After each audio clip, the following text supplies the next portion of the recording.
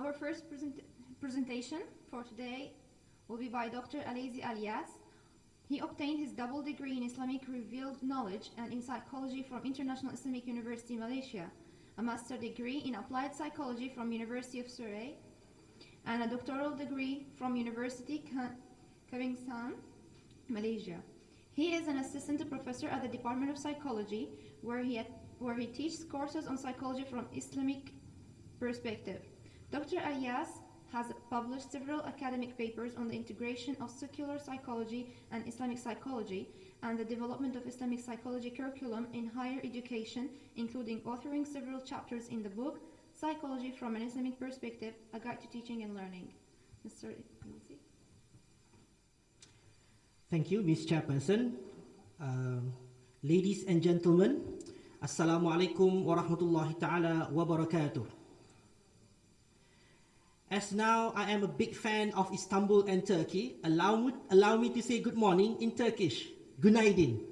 Did I say it correctly? Yes, günaydin.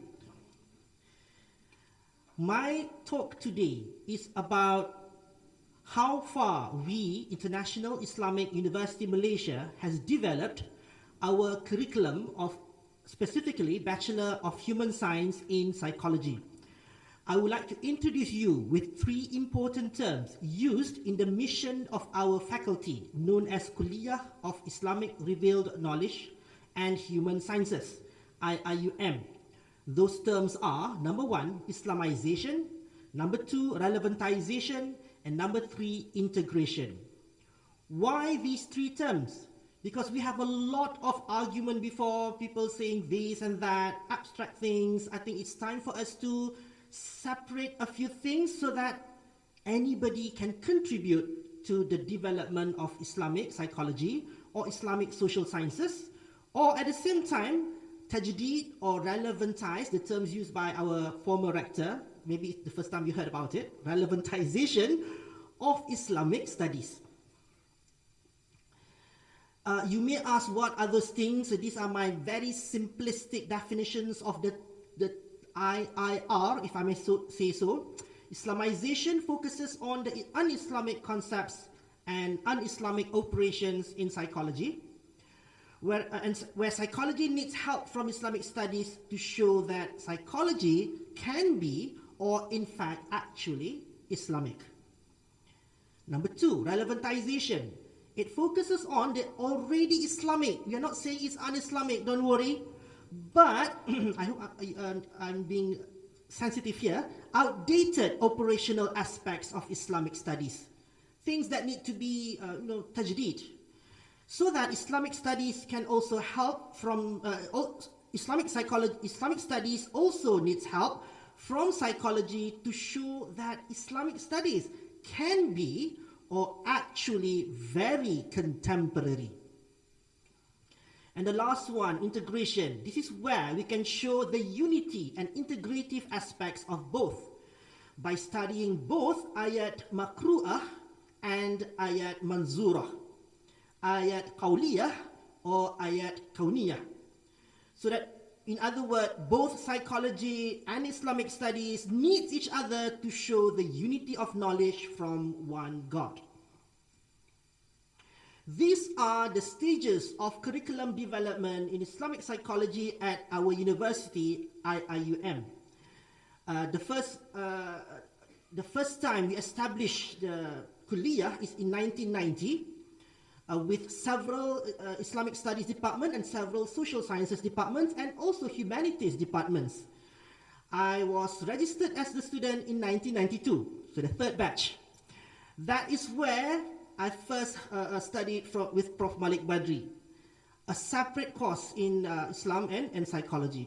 The second stage, 2000 to 2009, when a lot of us came back from our master's program.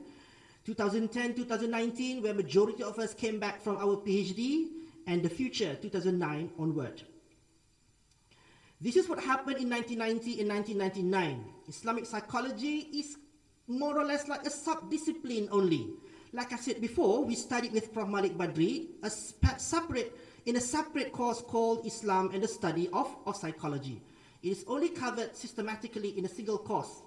And we have to read these 3 books. Basically, of course, there are lots of other articles. There's a Dilemma in Muslim Psychologists, and an edited book by Professor Zafar Afaq Ansari, okay, and by Naqib Al-Atas, The Nature of Man and the Psychology of Human Soul. 2000 to 2009, this is where we gave Islamic perspective at the end of all courses. Not at the end of chapter, at the end of all courses. If you have 14 weeks of study, at week 14 only.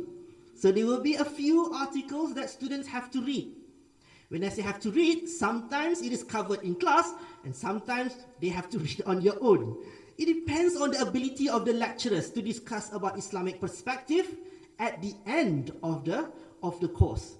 We are fortunate, all of us are fortunate now, because all of these articles are now compiled in this book, edited by Amber Haq and also Yasin Muhammad. The one that I think Abdullah said is going to be reprinted, right? Reprinted. 2010, 2018. Notice the difference? Islamic and scientific perspective. The word "and" there is quite important because it's still very separated, not ideal, of course. Like I said, this is a stages of development. Islamic psychology is now, or then, back then, covered at the end of each chapter or each week of all courses. We have done a lot of curriculum review meeting. I gave my input. When Prof. Malik Badri was there, he also gave his input. And it is incorporated not only in the syllabi, but also in the course assessments. The course assessment must have at least one question regarding Islamic perspective. And back then, we have 2 sequence of Islamic psychology courses. The first one is relatively a mirror to Introduction to Psychology, and the second one focuses on Islamization and the history of Islamic psychology, where this first part is reflected in this book mentioned by the Miss Chairperson just now. We also make use of Dr. Aisha Ut's books, and of course, for history of Islamic psychology, we refer a lot to Uthman Najati's book, and of course, Prof. Zubair Bashir's book. It's difficult, of course. It has not been translated. They have to ask me sometimes a lot of technical term on the 2 Arabic book which have not been translated. And then the future. This is day 3, right? Day of the future, 2009 and onward. This is how I envision the curriculum development of Islamic psychology. Islamic psychology should be covered not only at the end of each chapter, but in all possible sub-chapters, organically, integrative manner, with Islamic studies and Islamic history, study Islamic history as basis. You're no longer as you feel forced to support or to against certain theories. It has to be as a basis of Islamic psychology, with Islamic methods and dalil, and qualitative methods and research as tools. Again, there should not be a confusion that it should be organic. We don't believe in positivism or social constructionism, but we make use of the tools wherever it's neutral, without involving any philosophical aspect from the West. And the last one, which is very, very important, which has been discussed yesterday, with soul as an integrative element in the biopsychosocial spiritual approach. Sometimes when I present this thing in front of people in Malaysia, they was, this is so difficult, why you are telling us this? But if you ask me, my intention is to make things easier. Now people can focus in any elements that they think they are good at. At the end, all the collaborative work will merge and become one beautiful paradigm of Islamic psychology, inshallah. Now, some of the challenges and misconceptions among Islamic studies and psychology lecturers and students for the past decades. I've been teaching Islam and psychology. Common misconception about psychology among Islamic studies lecturers or students. We already have ilm tasawwuf. We don't need secular psychology. Believe me, this is quite frequent comment from IRK students or lecturers. Or Islam is al-haqq. Prophet Muhammad SAW is the best psychologist. We don't need to conduct scientific research. Just develop theory straight from the dalils. We have heard about that before. And sometimes this makes Islamic psychology remains distant, among secular or Western trained psychologists, even among us in IUM, who do not have maybe double degree in Islamic studies and psychology. Next, common misconception about Islamic studies among psychology lecturers and students. Sometimes we might say, some of us say, we are not qualified to provide dalils in psychology. Let people from Islamic studies do it. And that's what happened. They don't do anything because they're so afraid to talk about dalil. We have discussed this yesterday, right? The tadabbur with the Quranic verses and hadith is lacking. Using scientific method is already Islamic. No need to refer to dalils. Also a misconception. This we are no different than typical secular psychologists. If we ever find a dalil, then a theory is proven or disproven. That is also not true. I will discuss about this later. And because of that, psychology remains secular even at IUM. We are improving, of course, you will see, improving a lot. But it still remains not integrated as we want it to be. It's not our fault. It's not our fault. We are developing. So I'm just presenting you the stages in the history of developing curriculum in Islamic psychology. The problem here, I think, is critical thinking is lacking. Some of my students will say, for example, let's choose observation learning as an example. Oh, observational learning is Islamic. Prophet is uswatun hasanah, things like that. And they provided a lot of dalil supporting it. Of course, they will not get high mark. That is so not defensive, that is so not critical. Okay? Everything comes from the West is Islamic, which is not true. Or some student might say, observational learning is not Islamic, and they provided that we should not be ta'assub, we should not blindly obey, for example. That is also not good. Guess what did students say when I asked them to evaluate Bandura's Bobo dolls experiment from Islamic perspective? They will say, it is haram for us to imitate other people's aggressiveness. I say to them, if you were the children in Bobo dolls experiment, I'm sure you'll be as equally aggressive. Because there are a lot of biopsychosocial variables that might make you aggressive. What's the problem here? Critical thinking is lacking, if I may continue, even when they read Prof. Malik Badri's book, The Monumental Dilemma of Muslim Psychologists. Those who are influenced by primacy effect, reading the first few chapters, will say that, oh, Prof. Malik is 100% against Freudian psychoanalysis. What do you call it yesterday? Freudian bashing? Freud bashing?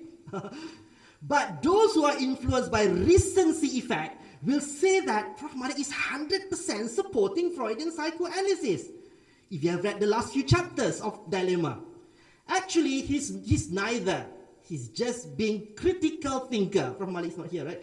He's just being a critical thinker, attacking what should be attacked and accepting what should be accepted. Do you notice yesterday a lot of our esteemed speakers said something that comes from the West, which is okay, we should adopt or adapt. Some say there are a lot of things bad in the West, we should be critical. Well, actually, both are correct. We just need to be critical thinker. But we have to make sure our students understand that. If not, they will use common term, which is wrong anyway. Our lecturer have split personality. Sometimes he say Freud is correct, sometimes he say Freud is wrong. when in fact they are the one who are wrong. They don't have critical thinking. Now, I would like to suggest an Islamic scientific approach. An Islamic what it is not, sorry. An Islamic scientific approach is not just about iman versus kufur, halal versus haram, mahmudah versus mazmumah only. An Islamic scientific approach should also be about finding out factors that influence our behaviors, finding out in the Quran and Hadith, yes, and Sirah and early Muslim scholars, what are the factors that influence our behaviors beyond scientific approach and beyond biopsychosocial model. An Islamic scientific approach should answer the question why sometimes people imitate a model and sometimes they do not. Can soul play an important factor? For example, people always say, the Qabil bin Adam imitate the crow's actions of scratching the earth to bury a dead crow. And he followed. Oh, that is observation learning. But we forget that sometimes wife of Pharaoh, Asiya, has a bad model in front of her, but did not follow him. Wife of Lut alayhi salam and wife of Noah alayhi salam has a good models in front of them, but they did not imitate their behaviors. So these are the things that we should find out. What are the factors? And it is mentioned, it is hinted in Quran and Hadith. So that Islamic psychology is not about things which are up there, like Prof. Malik Bali said, in a glass jar or something. Something which is practical that all of us feel we can do it. We can develop Islamic psychology curriculum. We can conduct Islamic research in psychology, rather than letting the ustaz or ustazah doing it. Now, there are 3 departments in IRKHS. I will go through them one by one. Current. We are still at current, not future yet. I'll talk about the past, now current.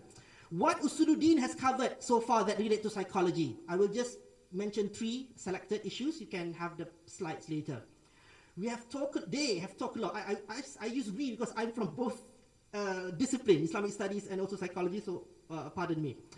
They have talked about human nature in Islam. They have talked a lot. They have written a lot of theses about ar-ruh, an-nafs, al-qalb, and al-aql, history of Islamic psychology, etc.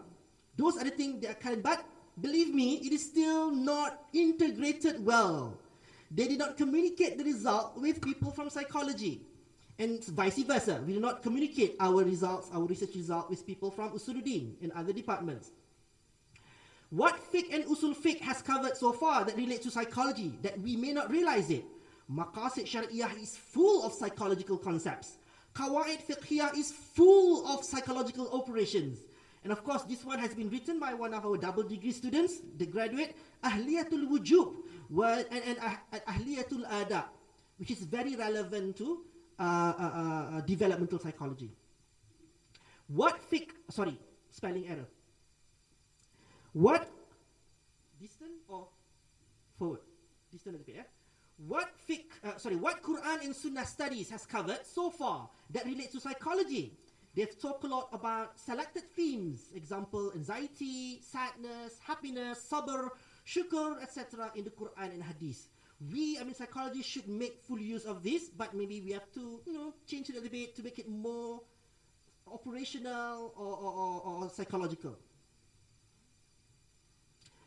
Current, what IM psychology curriculum has covered so far that relates to Islamic studies. This is what we have done, or are doing. We separate it into philosophy, theories, applications, history, and synthesis. Why? Some people do not know how to Islamize the philosophical part. Usually, the people from Islamic studies do that. Some people want to conduct research to build theories. Some people just want to apply to clinical setting or counseling setting or organizational setting. Some are fascinated by history, and some who are very brilliant like to synthesize between the two. So everybody can contribute something to the development of psychology of Islamic curriculum. In philosophy, we may talk about do's and don'ts in Aqidah, Fiqh, and Akhlaq. In theories, we talk about why, and we should give both scientific and Islamic evidences. Okay, because even a theory can have dalil supporting and dalil against. I'm sure you know in Aqidah, Jabariyah can find his own dalil, Qadariyah can find his own dalil. So which one is correct? Of course, Ahlus Sunnah in the middle is correct, because Ahlus Sunnah take into consideration all dalils. That's the skill that I think psychologists should have. When they find a dalil, find both dalil, against and supporting, and we have to synthesize. Application is the how, on improving ibadah, da'wah, tarbiyah, charity, and jihad. History, what? To integrate. We have to differentiate between the unchangeable facts mentioned by our early Muslim scholars and the revisable theories among our early Muslim scholars. Even among them, they are quarreling, they have disagreement. So why should we just say only Ibn Sina is correct or Al-Ghazali is correct? All of them are correct in their own way. And in the synthesis, we'll talk about role of soul and biopsychosocial spiritual model. Okay, this one I have to skip. I hope some of you will get the slide, because there are so many things to cover. Just want to tell you the examples of how we divide each basic psychology courses into philosophy, theories, application, historical aspects, and also synthesis. I have the privilege to teach medical lecturers They are so happy that I use scientific terms to explain usul fiqh terminology, ulum Quran terminology, and ulum hadith terminology. At the same time, I'm also privileged to be invited to video record a lecture to a distance learning student in Masters in Islamic Studies. They asked me, please use language of ustaz, ustazah. Because they cannot understand what is survey, what is correlation, what is... and we do talk about all those things. We talk about istiqra and correlation. We talk about saddu dhari'ah. We talk about statistic and hadith mutawatir. And they appreciate that very much. So I think we have to decrease the distance between these two scholars. Because I know among our discussion is very difficult and too ideal to get people trained in two disciplines. So we have to decrease the distance.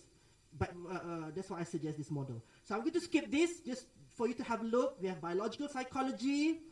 We have sensation and perception as a model of teaching. We have psychology of consciousness. We have psychology of learning. We have cognitive psychology. We have developmental psychology. We have motivation and emotion. Personality psychology. I have to comment on this. A lot of people say, you just refer to al-shakhsiyah al-islamiyah. Well, we must remember, shakhsiyah talk about good and bad personality. A lot of lecturers want to know what makes Abu Bakr and Umar different. What makes Noah and Abraham different? What makes Moses and Jesus alayhimus salatu wasalam different? Which is more practical to their teaching. If not, what happened the decades before? Okay, human nature, first week. And then they will talk about personality psychology as if it has nothing to do with human nature. It's very difficult for them to make sense. So we need to be, like I said, in each possible sub-chapters in psychology. Abnormal psychology and social psychology, which I think not many articles written in social psychology. I think I have one paper presentation on this, social psychology. You can imagine when I ask my student to evaluate what's that obedience study, Stanley Milgram, they say blind obedience is haram. Again, I would say, I'm sure you will blindly obey Milgram if you are in the same experiment. They cannot imagine what makes people obey, why sometimes people do not obey. Can soul be a main effect or moderated factor or mediating factor, which I think most of you will be interested, those who are trained in research methods and in statistics. So there are a lot of things to do here, even at IUM, I have to tell you. Now, this is students' complaint, past and present. Students have been complaining that the Islamic perspective is not covered in every chapter. You know how students like to criticize lecturer? Oh boy, very, very critical of them. It's good, it's good. But now that we do cover it in every chapter, if it's me, every sub-chapter, students started complaining, oh, too much Islamic perspective have been covered. Then the classic question is, what do students want? I do not know. Actually, it is not. It is the inability of students and sometimes staff, academic staff, to analyze, evaluate, and synthesize. I think that's the thing that should be put in our training, our certificate training, so that people can be independent, can be critical thinker or researcher, not just being patchy in their Islamization. So I cannot cover this, of course, but I've listed all the applied psychology discipline. The one in red is the one that I'm frequently teaching, so I have lots of slides. I've not put it in writing yet. I am an industrial organizational psychologist. Just recently, I was asked by an Islamic organization that I am a member with to a lot of clinical psychologists and psychiatrists in the same organization asked me, you know, Alizi, please do something at the preventive level. We have so many cases of mental illness. It's so difficult to deal with them. Can you do something at the primary level, primary intervention, secondary intervention? So this is what we came out. We adapt a mental health policy, which is actually very common in many countries, not in Malaysia. So we have to be the first in Malaysia, not only in my organization, but Islamic organization, to have what we call psycho-spiritual well-being policy in Islam, in a Da'wah organization. And also recently we have adapted, I'm sure you've heard of mental health first aid. We are trying to adapt our own psycho-spiritual health first aid so that non-psychologists, non-professional can help in an emergency where there is mental illness. So that's I hope my practical contribution in the field, okay, in the field based on the model that I'm going to talk about later. This is the future now. How can Usuluddin help Islamization of psychology? I will just select a few. For example, psychological contributions of early Muslim scholars and its tajdeed in contemporary era. So if there's an Usuluddin scholar here, you might help us with this. The psychological aspects of Al-Anbiya alayhimus salatu wassalam, Muhammad sallallahu alaihi wasallam and Sahaba radiyallahu anhu ajma'in, like Prof. Malik is doing right now. Psychology of managing Islamic movement, or Islamic organization, what like I dream to do right now, but people have been asking me to Islamize basic psychology. I'm literally step-sonning my area, organizational psychology. How can psychology help releventize Usuluddin? Use psychological theories in the application of da'wah and tarbiyah. How can psychology and Usuluddin be integrated to achieve correct and to find out what makes correct or incorrect akidah, effective or ineffective ibadah, and sifat mahmudah and mazmumah? I was given 5 minutes. I think I have to skip. I want to show you the model, but I think you get the idea. How can fiqh and usul fiqh help Islamization of psychology? Okay. And how can psychology help relevantize fiqh and usul fiqh? Okay. A lot of ustaz were amazed when I talk about the concept of qarinah, dhari'ah, and what's the other one? Variables in psychology, and they can understand why sometimes Imam Shafi'i say give this fatwa, Imam Abu Hanifah gave this fatwa. It seems there is a psychological illah. Yes, that's the term I'm looking for. Psychological illah psychologia, if you want to make it Arabic. Okay, so they were amazed, and they're very humble in sharing it with us. How can psychology and fiqh, usul fiqh studies be integrated towards better ijtihad, fatwa in fiqh ibadah, fiqh muamalah, fiqh munakahat, and fiqh jinayat? And how can Quran and Sunnah studies help Islamization of psychology? I'm sure you heard of the book Mu'jam al-Mufahras. We need that psychological index in the Quran and Hadith. How has psychology helped relevantize of Quran and Sunnah? This is basically what I've mentioned in the table before. So I think I will skip this. Just let you go through this for 1 or 2 seconds. So sorry. Okay.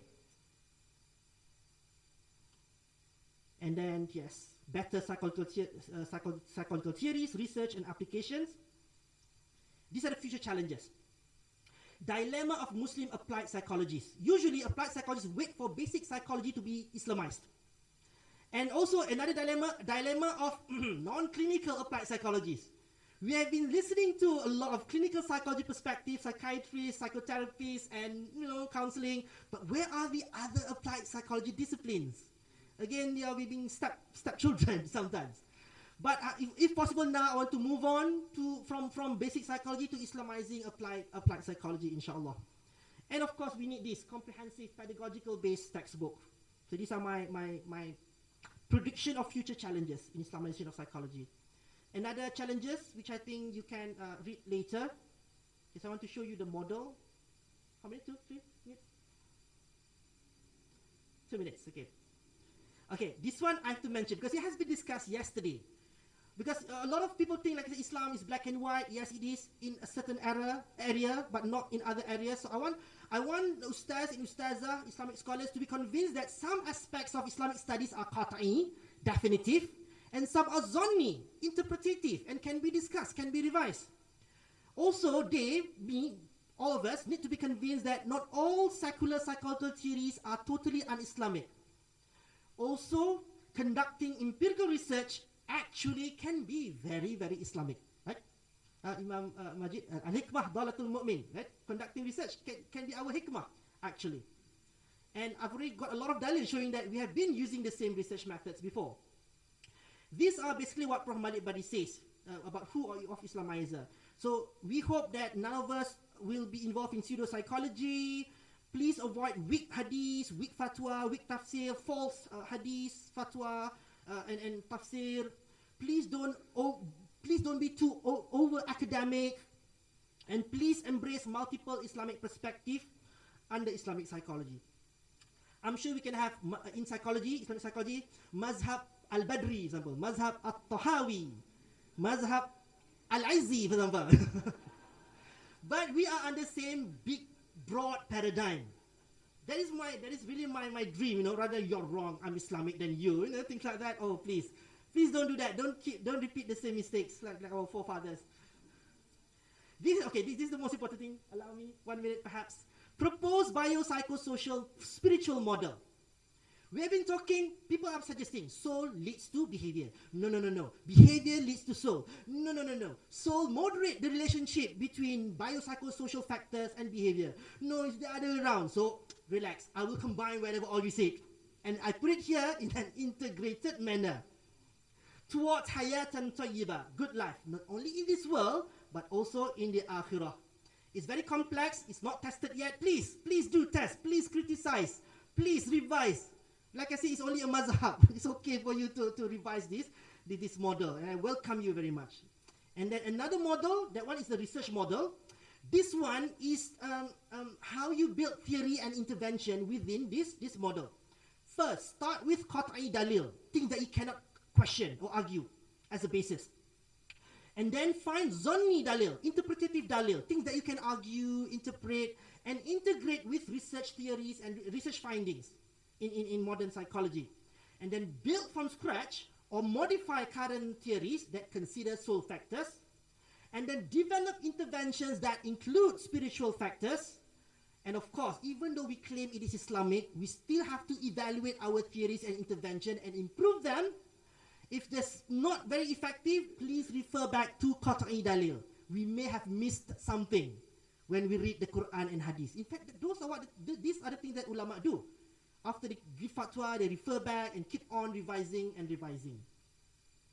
I'm about to end here. People are talking about definition of psychology. What is Islamic psychology, right? So previously, we have been defining it as the science of behaviors and mental processes. Not very welcome among Islamic scholars, of course. And the traditional Islamic one, the science of soul. You may think that it's Islamic, but actually it's Greek. Isn't it? It's actually Greek. So this is my suggestion.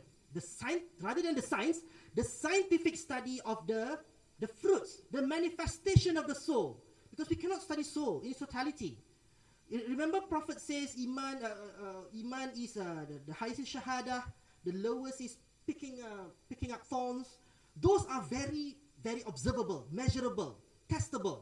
We should focus on that. At the same time, we believe in the abstractness of soul or malaika or jinn or akhirah. We cannot avoid that. In the forms of behaviors and mental processes. Okay, I know some of you say, why don't I add based on Quran and Sunnah? A lot of people say yesterday. I've consulted Muhammad al-Badri. He said, don't put it. Don't put based on Quran and Sunnah. We want to make this definition popular among Western people so that it will be included in the textbook, their textbook, not our textbook, their textbook later. Sooner or later, they will be curious, where did these brilliant Islamic scholars find these ideas? In the Quran and Sunnah. So the next question, last slide. The question is now, Abdullah, the role of International Association of Islamic Psychology, together with International Association of Muslim Psychologists and any other associations out there, what shall we do in terms of Islamization, relevantization, and integration? Okay, like I said, sometimes when I deliver this, people are overwhelmed. It's very difficult to do, but I hope you are different from them. Now you know what to do and how we can collaborate. Again, as a fan of Istanbul right now, let me end with Tasakkur Ederim. Thank you.